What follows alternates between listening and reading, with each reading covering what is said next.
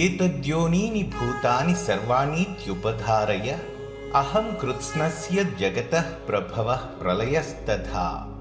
సమస్త జీవరాశులు నా యొక్క ఈ రెండు శక్తుల ద్వారానే వ్యక్తమవుతాయని తెలుసుకొనుము.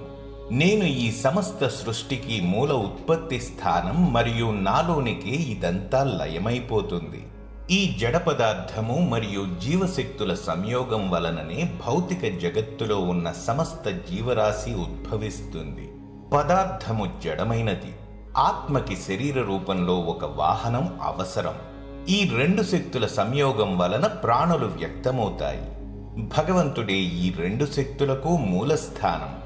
సమస్త సృష్టి ఆయన నుండే వ్యక్తమవుతుంది. బ్రహ్మ యొక్క 100 సంవత్సరముల అంతంలో ఈ సృష్టి చక్రం ముగింపు దశకు చేరుకున్నప్పుడు భగవంతుడు ఈ సృష్టిని లయం చేస్తాడు. 5 స్థూల మూలకాలు 5 సూక్ష్మతత్వాలలో విలీనమవుతాయి. 5 సూక్ష్మతత్వాలు అహంకారంలో విలీనమవుతాయి. అహంకారము మహత్తులోనికి లీనమవుతుంది. మహత్తు అనేది ప్రకృతిలోనికి విలీనమవుతుంది. ప్రకృతి కూడా శ్రీ మహావిష్ణువు శరీరంలోనికి వెళ్లి కూర్చుంటుంది. ఈ ప్రస్తుత సృష్టి చక్రంలో మోక్షము పొందలేకపోయిన జీవులు కూడా భగవంతుని శరీరంలో అవ్యక్త రూపంలో తదుపరి సృష్టి చక్రం కోసం వేచి ఉంటారు.